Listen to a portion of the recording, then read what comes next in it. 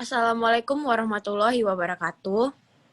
Waalaikumsalam warahmatullahi wabarakatuh. Perkenalkan, nama saya Veronica Taliana. Di sini saya dan rekan-rekan saya akan mendiskusikan tentang perubahan terhadap pasal di Undang-Undang Dasar 1945 yang akan dibacakan oleh rekan saya. Kepada rekan saya persilahkan. Baiklah, perkenalkan nama saya Ai Fadila. Di sini saya akan menjelaskan perubahan pasal-pasal pada amandemen pertama Undang-Undang Dasar 1945 pada tanggal 14 sampai 21 Oktober 1999. Pasal pertama adalah pasal 5, diubah menjadi Presiden berhak mengajukan rancangan undang-undang kepada DPR. Yang kedua, pasal 7 diubah menjadi Presiden dan Wakil Presiden memegang jabatan selama 5 tahun.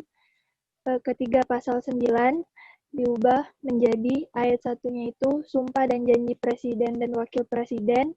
Dan pasal 13 itu diubah menjadi ayat 1 pasal 13 Presiden mengangkat duta dan konsul.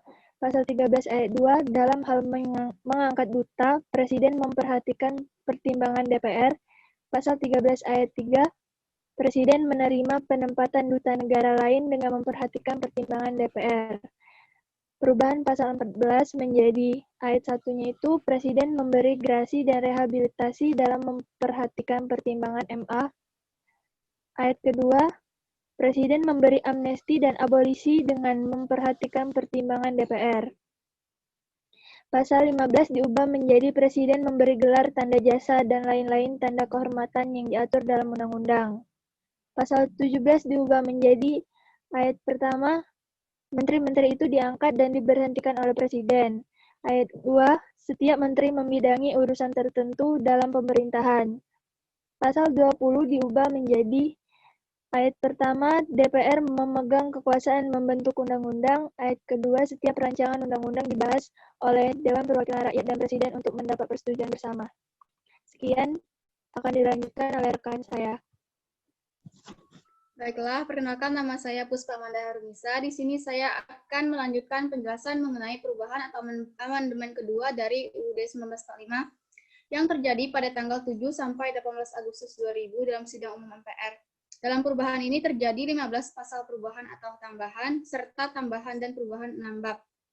Yang antara lain yaitu pada pasal 18 diubah menjadi ayat pertamanya yaitu Negara Kesatuan Republik Indonesia dibagi atas daerah-daerah provinsi dan daerah provinsi itu dibagi atas kabupaten dan kota yang tiap-tiap provinsi, kabupaten dan kota mempunyai pemerintah daerah yang diatur dengan undang-undang.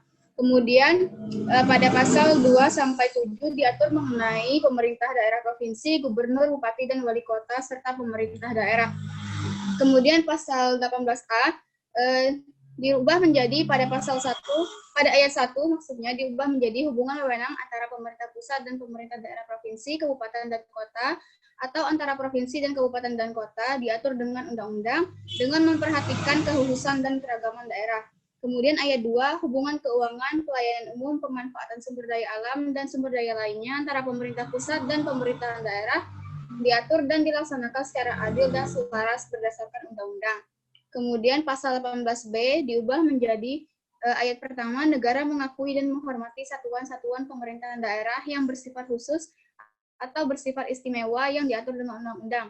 Kemudian ayat 2, negara mengakui dan menghormati kesatuan-kesatuan masyarakat hukum adat beserta hak-hak tradisionalnya sepanjang masih hidup dan sesuai dengan perkembangan masyarakat dan prinsip negara kesatuan Republik Indonesia yang diatur dalam undang-undang. Kemudian perubahan pada pasal 19 yang diubah menjadi ayat pertama itu anggota Dewan Perwakilan Rakyat dipilih melalui pemilihan umum. Yang kedua, susunan DPR diatur dengan undang-undang. Dan ketiga, Dewan Perwakilan Rakyat bersidang sedikitnya sekali dalam setahun. Kemudian perubahan pada pasal 20 yang diubah menjadi dalam hal rancangan undang-undang yang telah disetujui bersama tersebut tidak disahkan oleh Presiden dalam waktu 30 hari semenjak rancangan undang-undang tersebut disetujui, rancangan undang-undang tersebut sah menjadi undang-undang dan wajib diundangkan. Kemudian pada pasal 2 selanjutnya akan dijelaskan oleh teman saya, Dinda.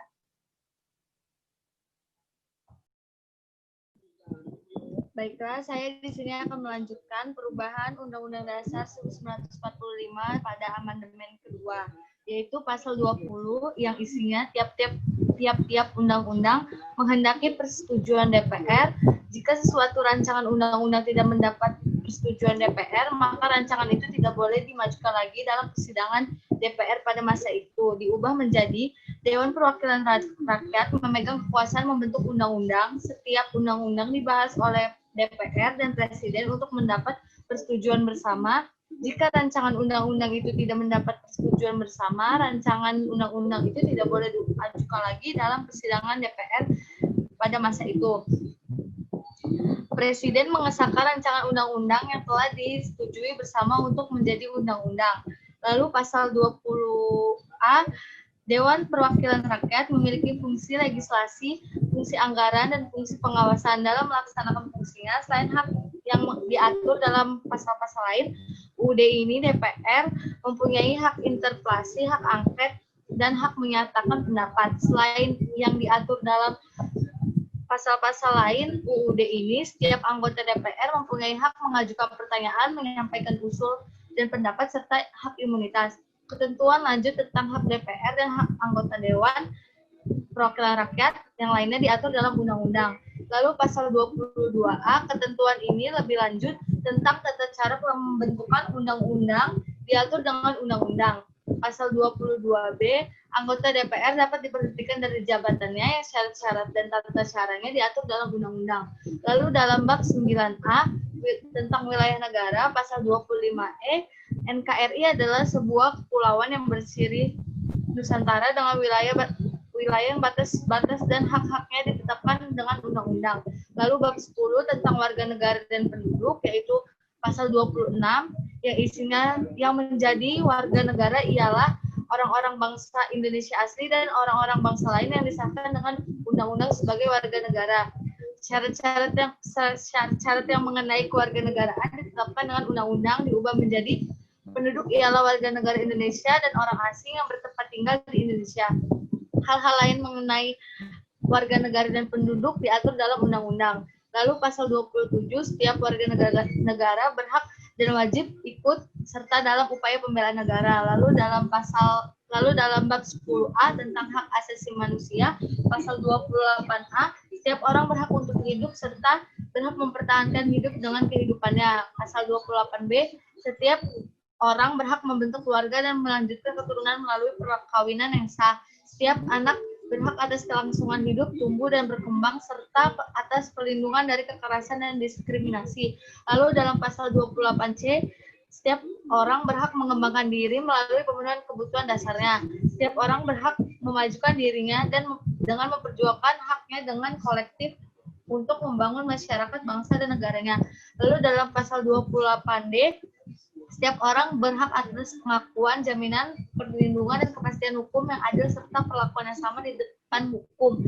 Pasal 28E, setiap orang berhak memeluk agama dan beribadat menurut agamanya, memilih pendidikan dan pengajaran, memilih pekerjaan, memilih kewarganegaraan, memilih tempat tinggal di wilayah negara dan meninggalkannya, serta berhak kembali.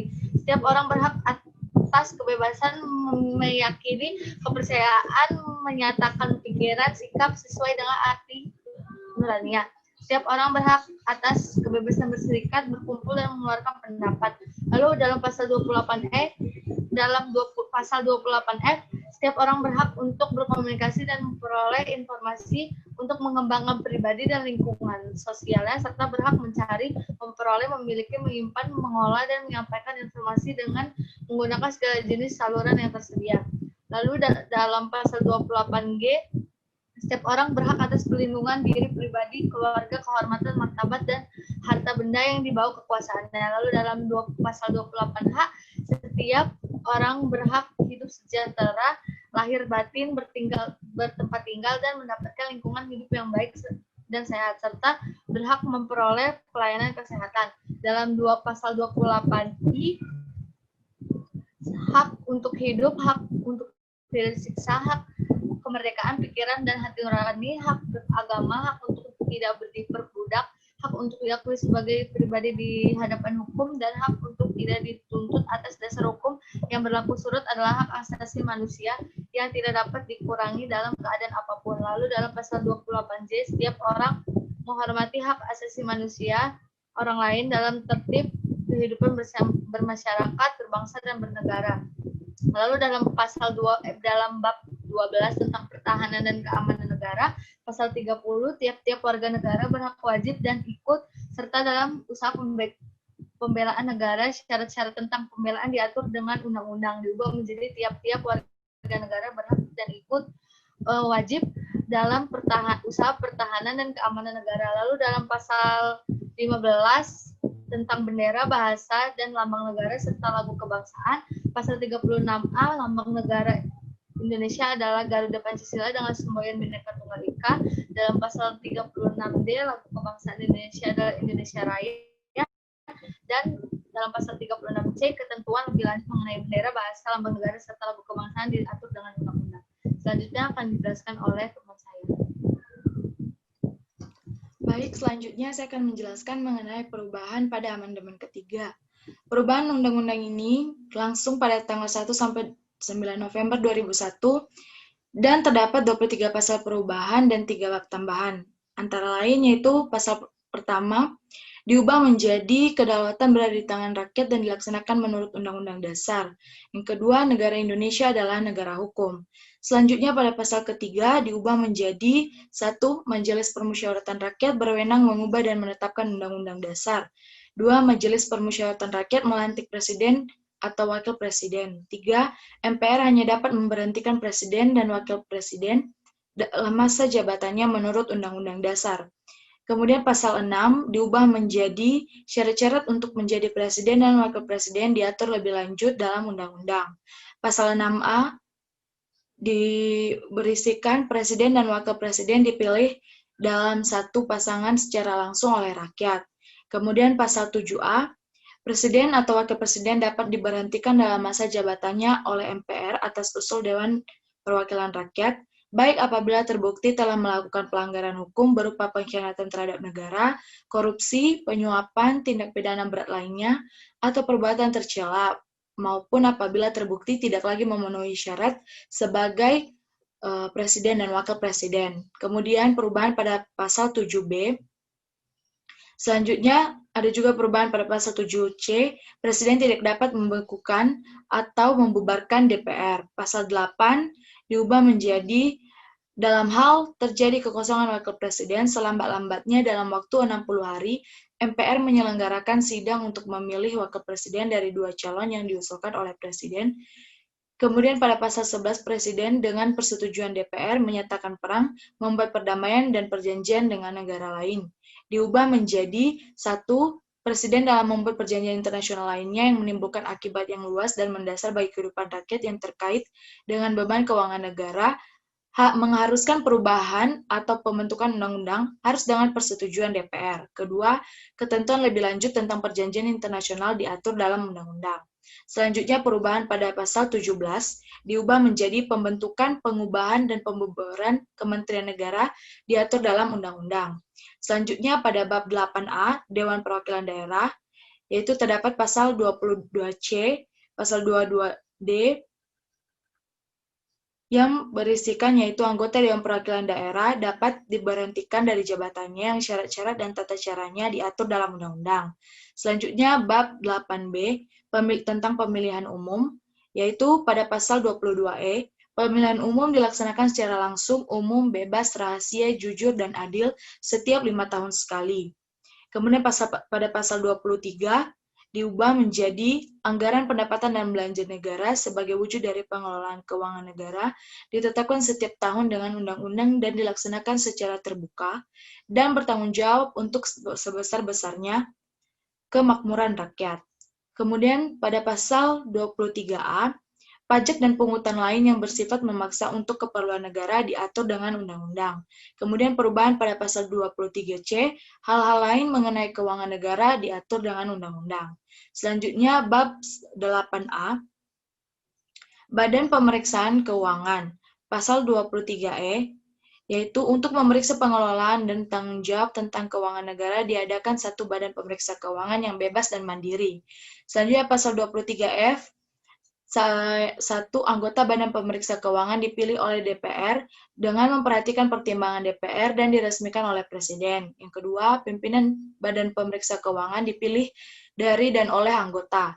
Pasal 23G, yang pertama, BPK berkedudukan di Ibu Kota Negara dan memiliki perwakilan di setiap provinsi. Pasal 24 diubah menjadi kekuasaan kehakiman merupakan kekuasaan yang merdeka untuk menyelenggarakan peradilan guna menegakkan hukum dan keadilan. Kemudian perubahan pada pasal 24A, yaitu Ketua dan Wakil Ketua Mahkamah Agung dipilih dari dan oleh Hakim Agung. Susunan kedudukan, keanggotaan, dan hukum secara Mahkamah Agung, serta badan peradilan di bawahnya diatur dengan undang-undang.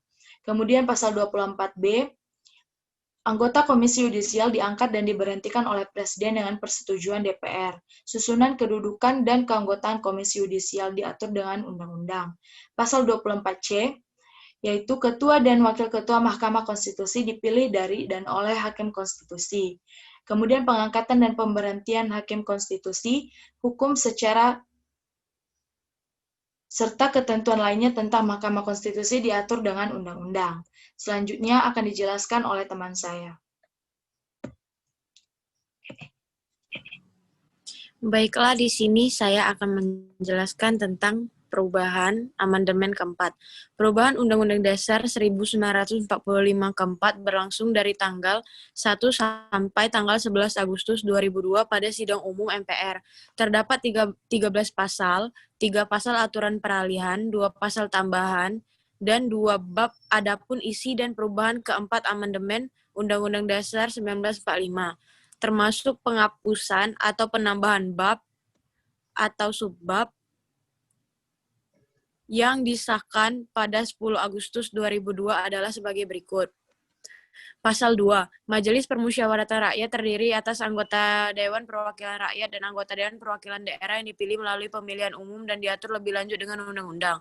Pasal 6A. Dalam hal tidak ada pasangan calon presiden dan wakil presiden terpilih, 2 pasangan calon yang memperoleh suara terbanyak pertama dan kedua dalam pemilihan umum dipilih oleh rakyat secara langsung dan pasangan yang memperoleh suara rakyat terbanyak dilantik sebagai presiden dan wakil presiden.